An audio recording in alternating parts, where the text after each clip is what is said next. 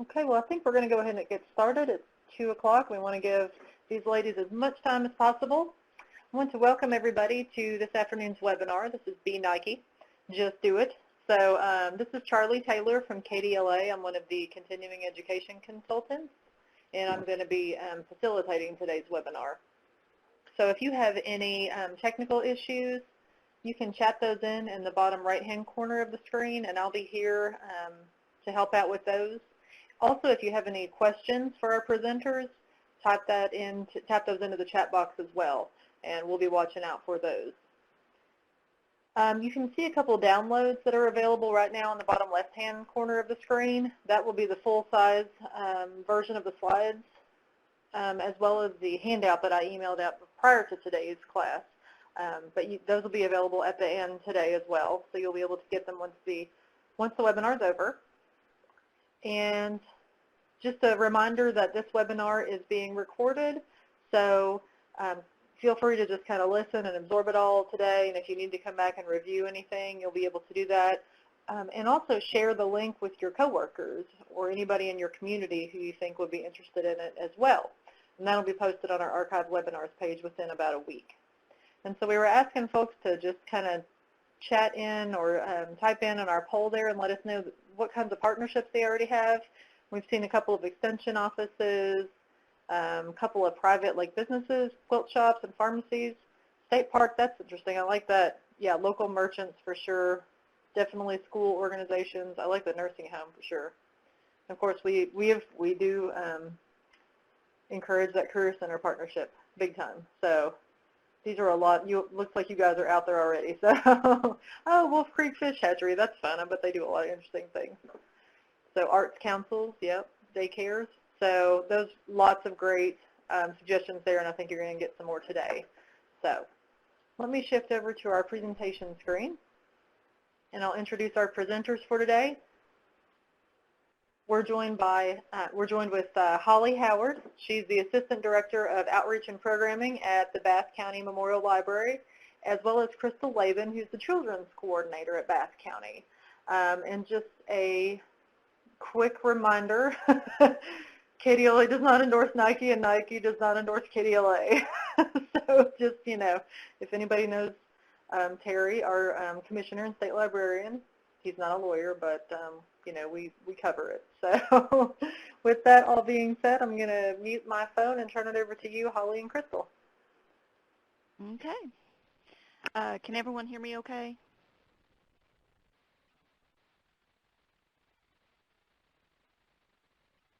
Yes, okay. All right, well, I'm Holly. I'm the Assistant Director of Outreach and Programming for the Bath County Memorial Library. Crystal is here with me, and I'll let her introduce herself in a little while when she gets to her slides. First of all, I'm going to tell you a little bit about Bath County, and some of you may know where it is, but one of the big questions I always get is, where is Bath County? So I've posted, here's our little county right here in the middle, and as you can see, it's about 45, 50 minutes east of Lexington, and maybe an hour, hour and a half from Huntington, West Virginia. So we are right in the foothills of Appalachia, and there's not a lot around here. Some of our statistics, we were founded early in 1811. We're right on US 60, which of course is a big through road. We were a busy, booming town in Owensville here, and just in the county in general when it was first founded. We have a lot of historical sites.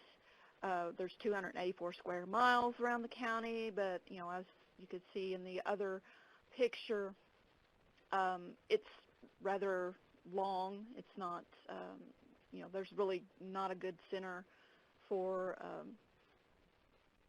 actual central location, sorry. The population in 2015 was around 12,200. It's gone up to around 12,600. We have a pretty high unemployment rate. We have one or two manufacturing. I think it's just one manufacturing plant in the town that has a high employment, but the school has the most employment, I believe, still. We're 26% below the poverty line in 2015. I'm not sure if that's gone up or down significantly since.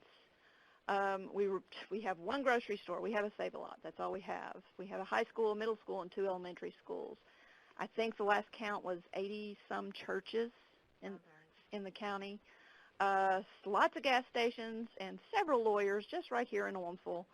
And I mention Ormsville because that's our county seat and kind of central to the county. But there are a lot of empty buildings here. We do not have a lot of business at all to do some of our partnerships. When I began in 2007, I just started as a part-time library assistant. We had a story time for toddlers and preschoolers. It was combined. We had summer reading. We did do a prime time reading, and every now and then we had a family program, but it was mostly around a holiday. I brought my youngest son to pumpkin painting one year, and it was, things like that. I mean, it wasn't a high attendance or anything like that. Now, in the last 3 years, you can see how much we have changed. We have our Mommy and Me story times, which are baby story times. Toddler and preschools have now been separated. We have the elementary school story times and visits, book clubs for middle and high school, Head Start and daycare visits. We have a couponing class. We have and had adult computer classes. We have author visits, and those are usually with our local authors. We haven't branched out to big name authors yet. We have resident reading, which is where I visit our local nursing home to involve them. And we have exhibits and displays with many different groups. We have card games. We have Minecraft during the warmer months and Pokemon clubs during the warmer months. We usually have at least one big program a month if we can accomplish that. We have a haunted library, and I'll talk more about that later. We have started introducing art shows. We have a teen advisory board. And with our summer reading, we have added adult summer reading. And considering it was the first year, I feel like that was a success. So we'll definitely do that one again. Now, what has changed in those 3 years? We started looking around and deciding what we were going to change about ourselves. We changed who we were as far as our definition, what we wanted for us and for our community. We started looking outwards. We had our previous director. She retired, so we got a new director, and he wasn't from around here, so he started saying, well, could we do this and could we do this? So, we started asking that ourselves as well. The rest of the staff did. Could we? And also, he was new. He didn't grow up around here. He started having some crazy ideas. So we kind of started looking at those as well and taking those kind of seriously, and I'll mention those a little further down the road too. And when we came up with these programs, we just jumped in. We did them. We didn't just, let's just try this a little bit, and let's see what this does, and then we'll add this later. No, we just went ahead and we jumped in with both feet and did as much as we possibly could. We also learned by doing that we needed to be flexible. We have a tendency to either get very few attendance or a whole lot of attendance. So we've learned that we have to be flexible and expect that, and not expect everything to come and be just perfect all the time, and just kind of go with it. Sometimes that's more fun anyway. We go more places. The survey earlier was mentioning about the different places and partnerships. We didn't really do that. We started to do that. So now we look at everyone now as a potential partner, whether it's our extension office, whether it's our businesses that are in town, whether it is our tourism group or our parks groups or our art council, it doesn't matter. If we look at you and we're like, okay, so what can we do with you? How can we help you? And what can you help us with? And we start extending that out. We have new staff members and new positions. When I first started, a lot of our staff members were older. They had been here a very long time, so they were ready for retirement. So we do have some new people coming in that have different ideas and are ready to go when they hit the ground running. And if we didn't have a partner, if we thought this idea was wonderful and it was great and we could do it, we did it anyway. We didn't just say, well, we can't get someone to help us with this. Let's just go ahead and do it. Now, how we reinvented ourselves, we started, like I said, we started looking outwards. And, when we started doing those programs, whether we had anyone help us or not, people started taking notice. We had a church that used to do with Appalachian.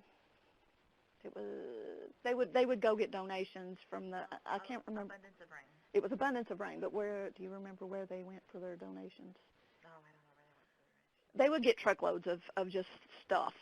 So instead of just handing them out to the populace and their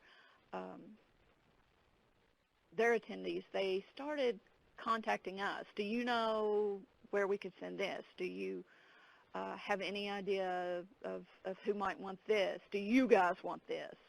And I think that actually started when they got several pallets of books.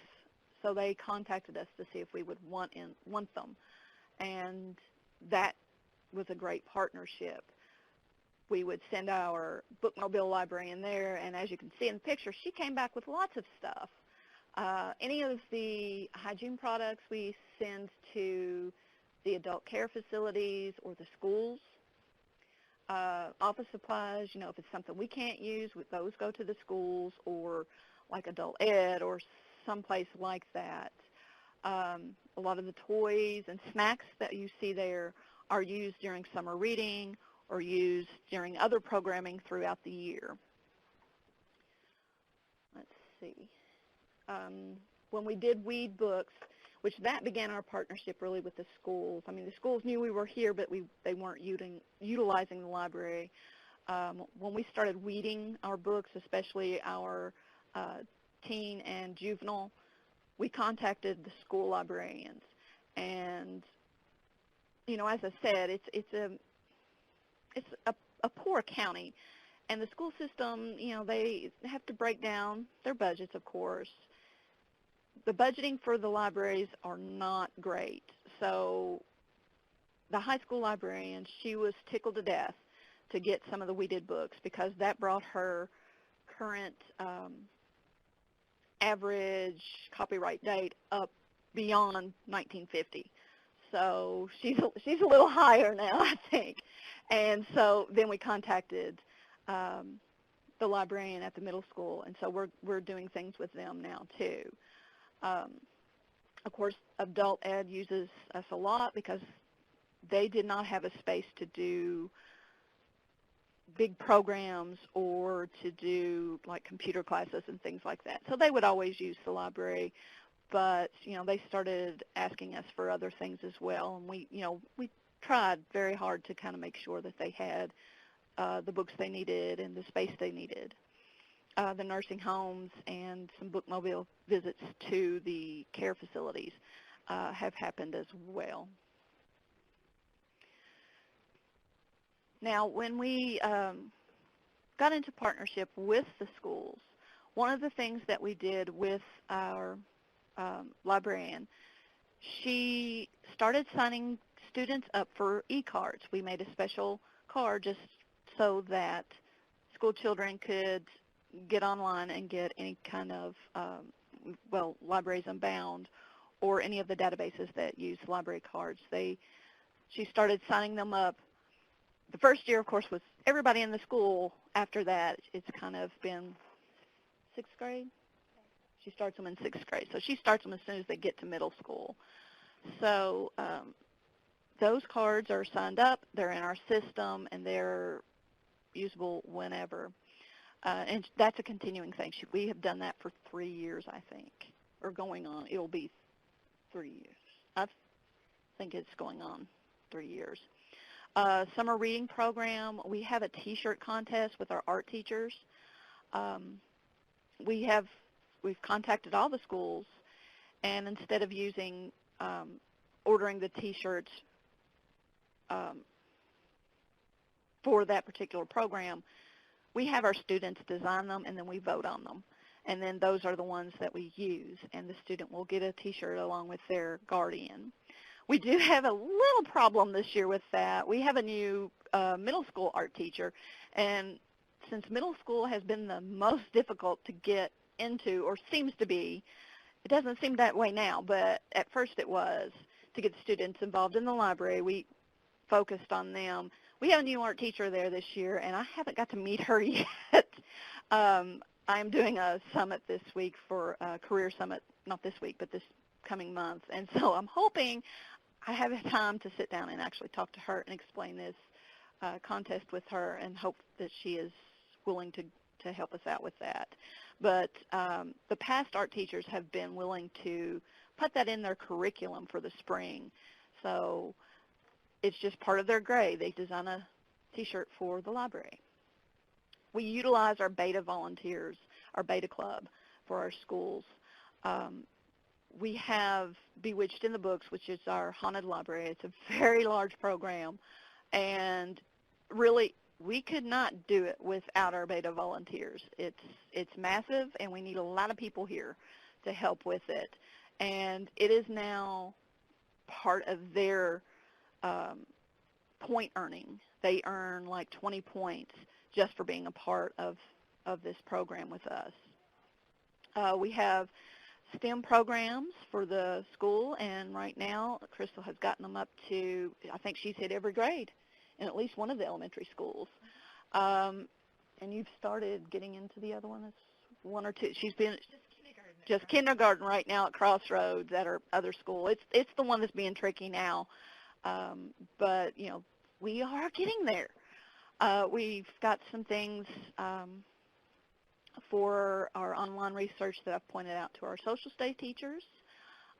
We have a book club at the high school and the middle school, which we're very happy and excited about.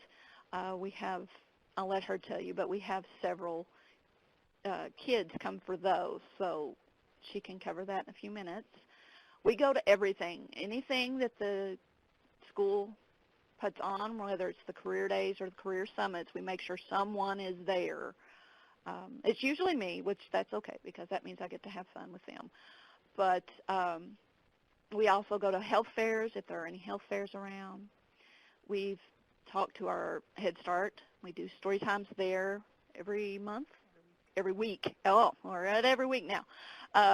We also utilize, for those of you who went to the STEAM workshop in Louisville a couple of years ago, and KMAC Museum was there, and I have ordered 2, maybe 3 mobile museums from them, and I contact the school and bring them there.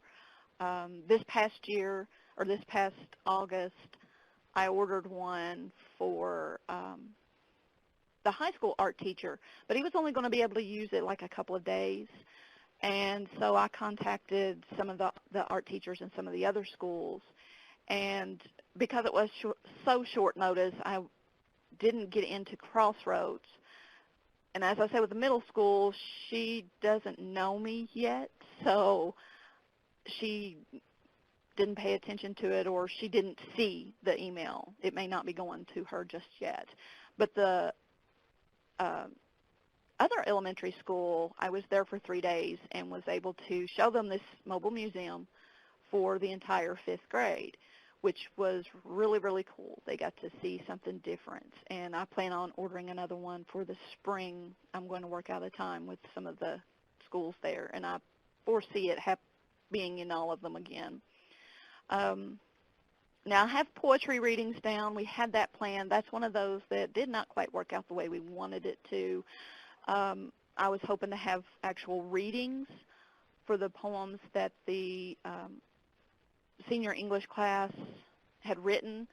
Didn't have any volunteers for readings. However, I did receive all of their poems and was able to hang it up during one of our big county events. And with our advisory board, we have started adding life skill. There are life skill discussions and workshops, and that's also happening with adult ed.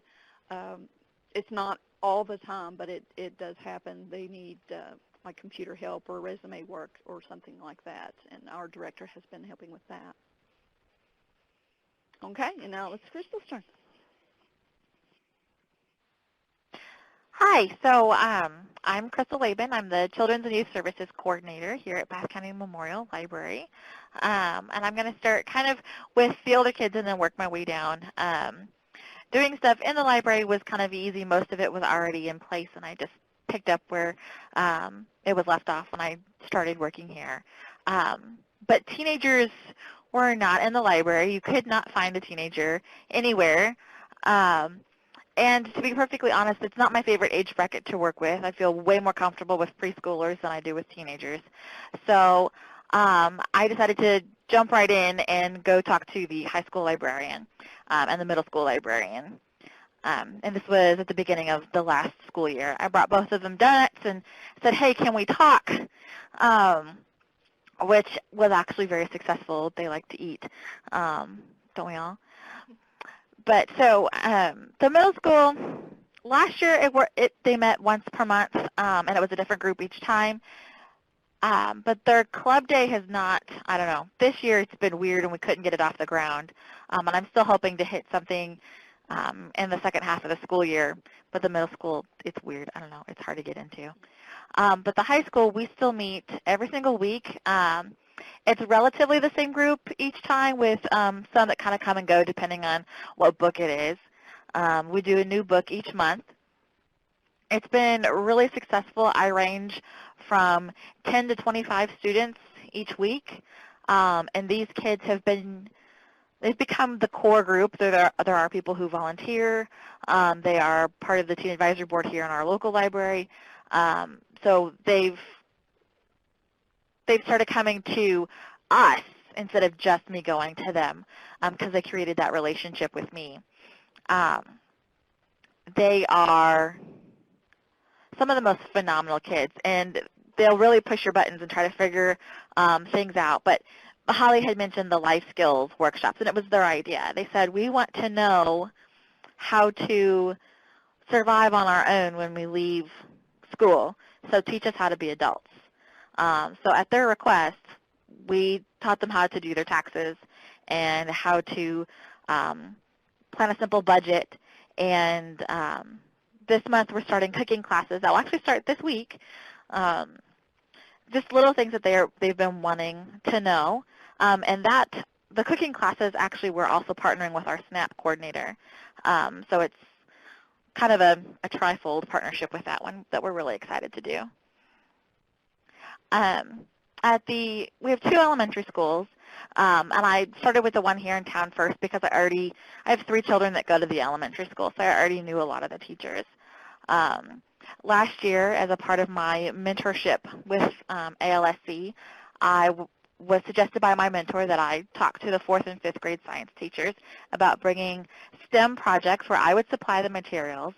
The teachers wouldn't have to really do anything other than, help with their students, but for the most part it was all me. So you can see from the pictures, I brought materials to make cork launchers and hot glue guns to make these cork launchers, and then the kids got to launch them.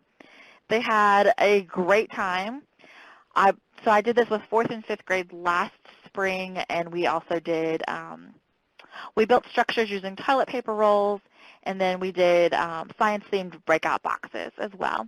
And then this year, I have done several STEAM lessons with kindergarten through 5th grade at the one elementary school and then just kindergarten at the other elementary school. And we have done lots of different kinds of really awesome activities. You can switch. This one is a Miss Mary Mac physics lesson. I taught them how to do the old Miss Mary Mac rhyme and hand clapping game. I did this with first, second, and third graders. And then we talked about levers and how to build a lever and all the different parts and tried to make the elephant jump over the fence. It was a really great activity. Even the first graders understood what they were doing, and they were able to, at the end, tell me what a fulcrum was, which, you know, a lot of people have no idea what that was. I didn't know before I learned how to do this lesson. So the teachers now are asking me. I get emails and texts, and our school uses Class Dojo, so I get Class Dojo messages also from the teachers asking me, when can I come? What lesson can I bring? Hey, we're doing this right now. Last week I brought a craft to do dream catchers with the third grade because I had the teachers ask me what could I bring that was Native American themed. Last March I went for Read Across America Week to the first grade classes and brought a couple different activities. I taught 80 first graders how to fold a peace crane, which was not easy, but fun in the end, and there were some really great peace cranes at the end. We'll probably do Read Across America Week again this year, and I'll bring them the Kentucky Bluegrass nominees, one or two of them, to read to them. And then I think the rest is Holly, so I'll hand it back over to her.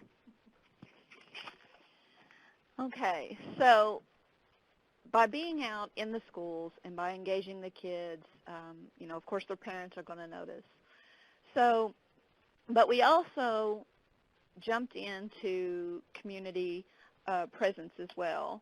We started attending various councils, which from your survey, I see a lot of you are doing that, and that's what helped us a great deal, because we started meeting people that maybe hadn't been in the library, that maybe we knew, but not necessarily from work. So we started attending meetings for art councils. We have a new museum that's been in the process of opening for a while. You know, we're trying to get it up and going and get it ready to go, and that's part of the tourism group, which we've used them some as well. We contact our 4-H. We use them a lot. Our local 4-H representative, he's also does DJ work too. So he has actually DJ'd some of our programs. He's been here for summer reading and for one of our Halloween events. He's also helped us with a STEAM event a couple of summers ago. We do email campaigns, and I have currently been working on a different way to do that, because what we were using before is no longer picking up events and things from our Facebook page, since Facebook has now changed everything about how things are sent out and shown and all of that. So it's not picking them up. So I was working on that this morning, but we're still going to be doing email campaigns. We did a renovation, and it wasn't a very big one. We added new floor, and we added paint, and we moved shelves. I mean, but we made a big deal out of it. So that's another thing to do. I mean, even if it's something small, make a big deal out of it. You know, we had a grand opening during one of our big events, yearly events in the county. We've got we share things all the time from other organizations on our Facebook page. We list it in our newsletter. If we can, we put it on our website. We always think our local groups any way we can through any of our social media presence. All of our staff members, no matter where they are in the hierarchy, work the circulation desk, even if it's just for a few hours. Michael, our director, he's down there a lot. He likes working the desk. So we do make sure that anyone who comes in, they probably know who works at the library. They at least know your face, if not your name. And so we do try to make sure everyone gets to see someone. We have out-of-the-box programs. We think of these crazy ideas, as I mentioned earlier, and we just kind of do them. Our haunted library actually started as kind of a just, could we do this? Oh, no, yeah, we can.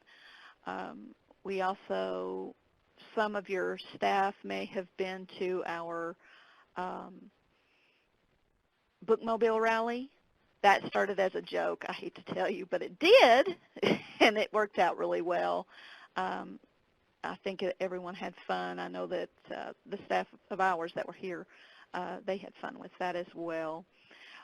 We look for grants, and we look for exhibits. I think that was actually in a library, so I know some of you probably have seen it, the Making of the Master exhibit, but we had never really had anything like that around here. So when we were called by the coordinator of that, if we could handle it at our library, we agreed. We were like, yeah, sure. That worked out really well too. I feel like we can contact him for anything else, and it would be fine, because we had to actually leave that exhibit here an extra 3 months, so we got another performer out of that one. So we took advantage of it. We do look for how we can help them and how they can help us. It's a give and give. We have some staff who are very vocal about programming. Anytime, even with Thanksgiving, I was talking to a family member who lives in Nicholasville. She was talking about seeing the things that we were doing on our Facebook page, some of our pictures, because we always try to post pictures of especially some of our bigger programs, especially some of our cooler things. It can't be a very big program because then nobody has time to take pictures, but we do try to make sure pictures are posted on there and things are listed. But she was talking about the things that she had seen on there. And so I mention other things as well, and even out anywhere when someone mentions a program, we say, oh, we also do this. Okay, some of our big events, and we capitalize on a lot of things. It doesn't matter what it is. If we think we can do some kind of event, especially when we're talking about those monthly events that we try to do, we try to capitalize on that. Bath County has May Day, and it's held the second Saturday of May. We've always offered, programs or at least rooms. And May Day consists of a parade, lots of vendors and food around. Schools are involved. We have May Day Queens. It's a scholarship. And I think Bath County now qualifies to be able to send their May Day Queen to Miss Kentucky now.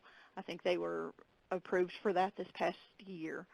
So, that's something that we try to make sure that we're involved in as well.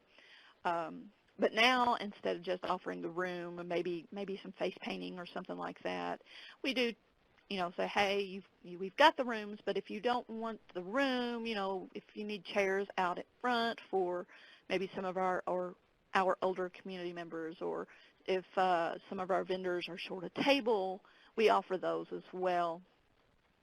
We try to have some kind of exhibit going on, but the big partnership we have for that is with the Arts Council. The Arts Council has a art show with the entire school system, and the elementary art show is in the library. The two elementary schools bring their entries in, and we have them exhibited. They show up here. This past year with the Art Council, they wanted to do an adult art show. So we contacted a lot of our local artists. Well, I did some, but the others in the Art Council, of course, knew more of them. So they contacted them, and we had several pieces brought in to show. And we kept it in the library. It was upstairs during May Day because the children's were downstairs. But they get picked up that day or the next day, next school day. So we brought the adult art show downstairs. That way more people got to see it. And it is going to happen again because it was a success. I foresee more pieces being brought in this year just because a lot of the artists that did come through and people I didn't know even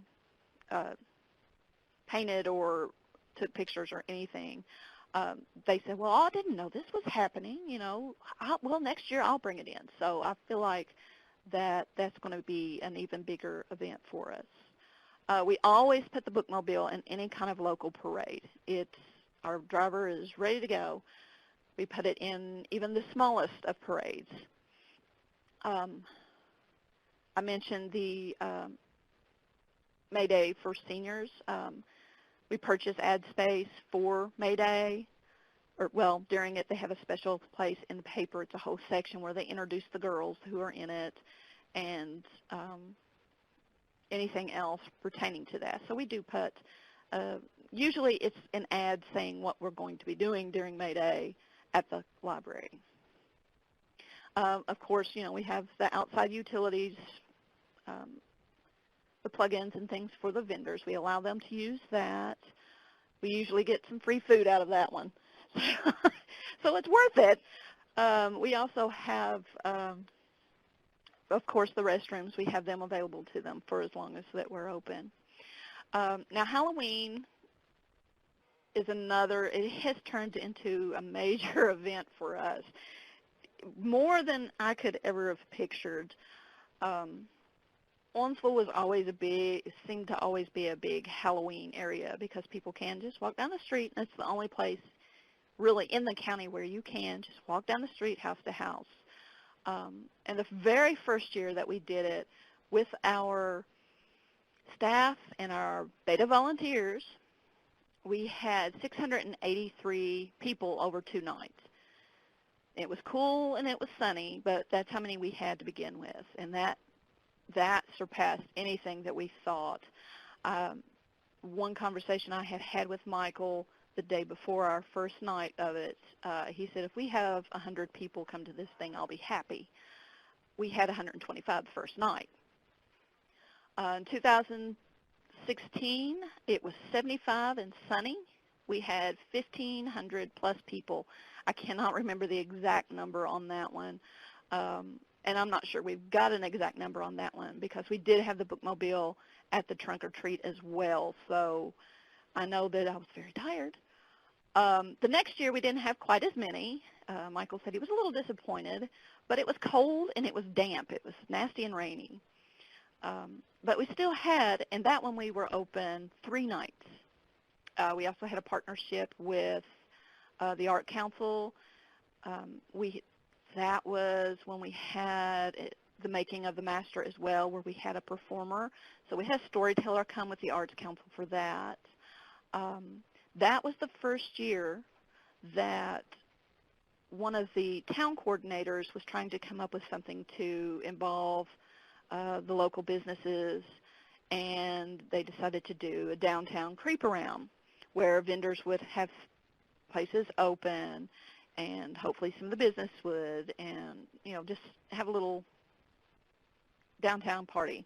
So they came to us and asked us what we had seen during Halloween, what we were going to do.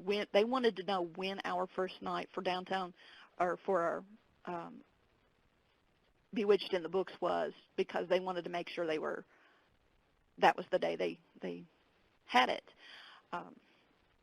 So we still had 933 out of 3 nights, but like I said, it was cold and damp all 3 of those nights. It wasn't just one, it was all of them. Now this past year, and I didn't have the numbers because when I finished this, it was not Halloween yet. A couple of things that happened, and this goes back to the being flexible. The first night, Downtown Creep Around, is going to be on the weekend. It was a Saturday. And so they had to move the vendors inside at a local fellowship hall at the church down the street. That went well. We had, do you remember the number on the first night?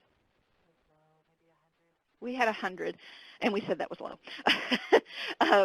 So we had 100 the first night come through. There were some hiccups. We had to get after a group coming through because one group kept coming through, and one of our volunteers got kicked. So they got in trouble for that. But that was the first night. Now, the second night was supposed to be trick-or-treat night, the 31st. The 31st was going to be storming and rainy and nasty, and so trick-or-treat night got canceled and put on the 30th. So we had to do it a night earlier.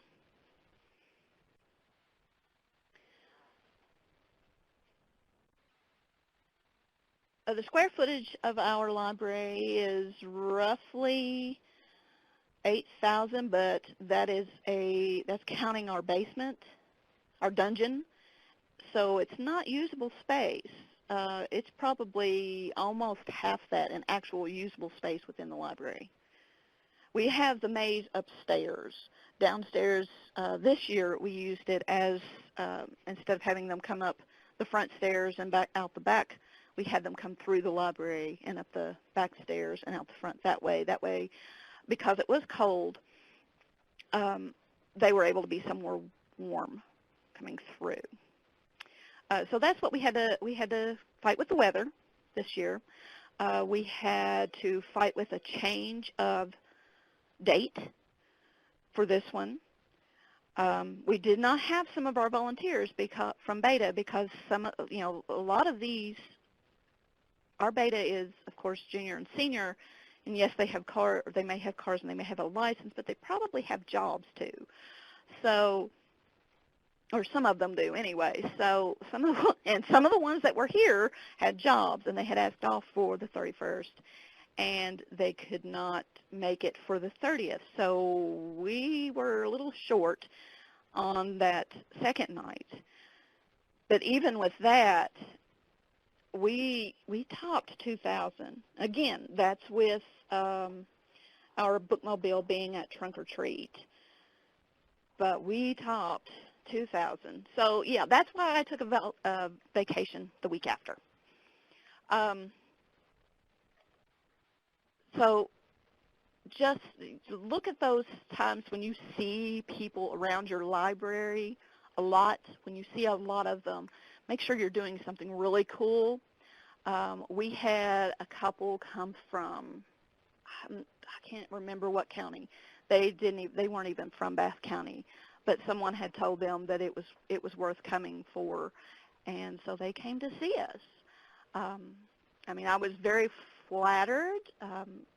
We don't have a middle ground with that either. It's either really scary or it's really not scary. It just depends on which one you talk to, but they always have fun, and that's the main thing. We have fun doing it, I think. This is some of our, I mentioned May Day before. This is what the Art Council does, and yes, that's me in the green shirt. The Art Council offers an award for the winners for each of the age groups. We have our elementary school winner in that one, and our high school winner in the middle, and our middle school winner is the very end there, and that's Mr. Bauer, and he is gone. So, and he was very good about getting the kids to work on things for us. Now this, I know everybody's seen this one and groaned. Yes, the eclipse. We capitalized on that as well. We got about 1,000 glasses, and instead of just the way that I had read the instructions was to have a program, so I was going to talk about eclipse safety and all that stuff. We started getting so many phone calls, that quickly changed into 10 to 15 STEM-related tables and just letting people go. They lined up in a line the day that we were giving them out, and they stayed for 2 hours. They stayed for the whole event. And this one little boy on the end here, this little blonde-headed feller, I'm not sure I've seen him in the library since, but he and his friends had a blast that day. And our little girl in the middle here, she's one of our bookworms, and she just sat right down in the middle of the program and read, right in the middle of the young adult aisle. and we had 500 and some for that, I think. This is 2017. We also theme our Bewitched in the books and have it related to books or a genre. So that kind of pushes that idea there. This is the picture up in the upper right is a picture of our second night, the big night, and that was right before they started hitting the line out the door. And this past year was Book Villains, so we have several of those. Some smaller events that we've had, we did Wigs for Kids. This is Israel. He is our facilities manager. You can see his beard and his long hair, and that was one that I posted live on Facebook for the first cut, and it had several hits on it. Of course, there's the beginning of the adult art show there during setup. That was the first day of things brought in. Several more came after that. We gave our T-shirt, the summer reading T-shirt, we gave one to our county judge. We got them involved. We have a mini golf course, and if my son knows I took a picture and put it on a webinar, he would kill me. Here is our bookmobile rally, and I did borrow this picture, I think Fleming County maybe? Sorry, I borrowed it. But it turned out really well, too, from what I understood. I wasn't able to be here for that, but I understood it was pretty fun. And if you have any questions, this is our contact information, or ask away.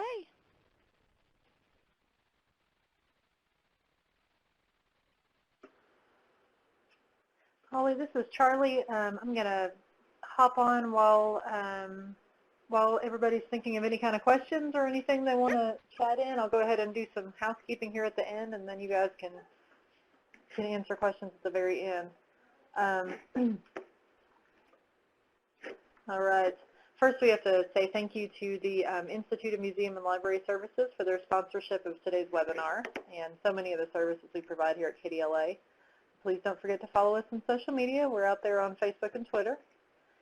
And our webinar calendar is a little bit light for December, of course, but we have a great Best Programs of 2018 coming up on December the 6th, and a new Reader's Advisory webinar on historical and alternate history fiction, as well as lots of good ones on our archive webinars page. And I want to thank everybody for attending. Before everybody leaves, please go ahead and chat in any questions you have for Holly and Crystal there in the chat box in the bottom right-hand corner of the screen. And as promised earlier, I'm going to go ahead and open the box for you guys to download the handouts if you'd like. There's 2 handouts available for today's presentation, and the one that says PDF, Nike PDF, is the full-size version of the slides if you'd like to grab that and use it to refer back to later on. The other one is the handout that I sent out in the email. We have some contact information for you on here for Holly and Crystal. If you think of any questions or you'd like some more information from them once the webinar is over, we've got their phone numbers and emails and some hopefully useful links about services that we have here at KDLA. Don't forget that this webinar was recorded, and it will be posted on our archive webinars page within about a week, so you can share that with your colleagues or come back and check out any information you want to review or anything you missed. And if you're attending this live, you'll be getting a certificate in an email, hopefully by the end of this week from me, a certificate you can use for your certification renewal. And I'm not seeing any questions coming in. So I guess we'll go ahead and wrap up. Holly and Crystal, do you have anything else you want to add before we officially wrap up today? I don't really have anything to add. Do you have anything you want to add? No, I think we're good. Okay. Well, everybody said thank you. I also want to thank you, Holly and Crystal, for your time. Great presentation, and your hard work is obviously being noticed in Bath County. So keep it up. You guys are doing an awesome job. Okay, thank you. Thank you, and thank you to all of our attendees today. Hope you enjoyed it, and we'll see you soon. You guys have a great afternoon. Thank you. Bye.